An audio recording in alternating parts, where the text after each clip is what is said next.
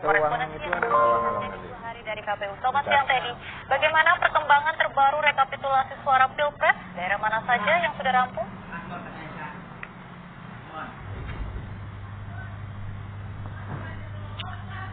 Ya, selamat pagi menjelang siang, Maggie. Betul sekali, sampai hari ini kalau kita melihat dari proses pelaksanaan pemungutan suara pada 14 Februari lalu, itu artinya sudah berjalan selama 14 hari lamanya proses real count versi KPU dilakukan. Ini juga sebenarnya masyarakat di tanah air bisa mengakses informasi terbaru yang disiapkan melalui situs 2024.kpu.go.id. Anda bisa memantau real count yang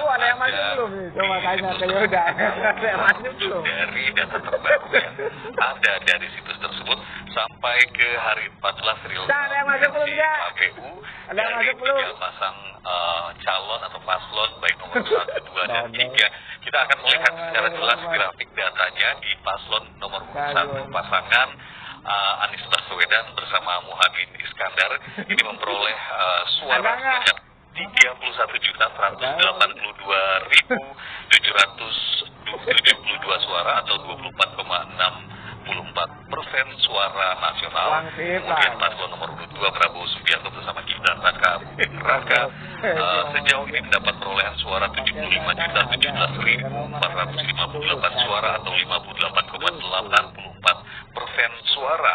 Kemudian paslon nomor 3 Ganjar Pranowo bersama Mahfud MD mendapatkan dukungan suara sebanyak 21.239.139 suara atau 16,7% suara nasional.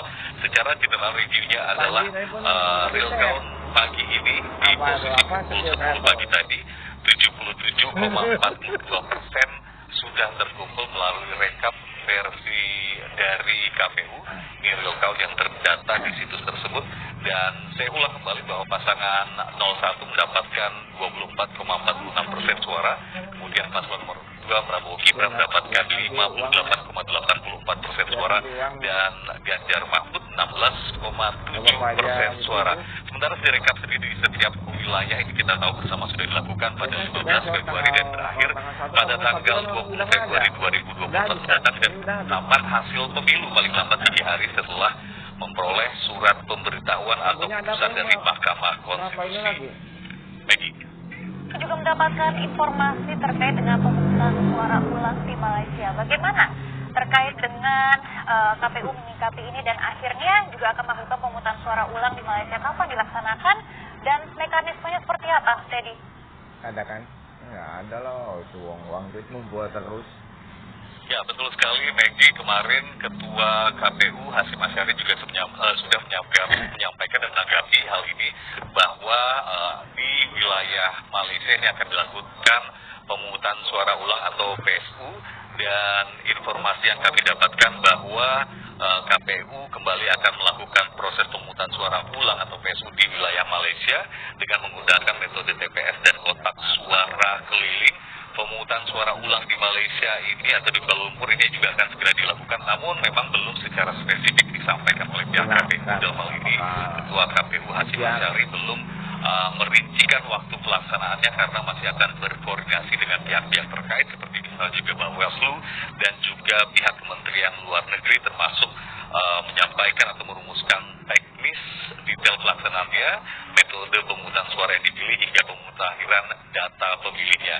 Yang akan diulang, tapi yang ditegaskan oleh Ketua KPU Hasyim Asyari adalah pemilih di Malaysia yang sebelumnya menggunakan metode pos dan kotak suara keliling, maka pemilih di Malaysia yang sebelumnya mencoblos di TPS tidak perlu lagi untuk melakukan pencoblosan ulang, hanya akan menggunakan, sekali lagi, hanya akan menggunakan 2 metode, yakni TPS dan kotak suara keliling, karena KPU beranggapan pengalaman pada Pilpres 2019 dan juga 2024 bahwa metode pos ini dinilai kerap rentan terjadi kecurangan dan juga cacat prosedur.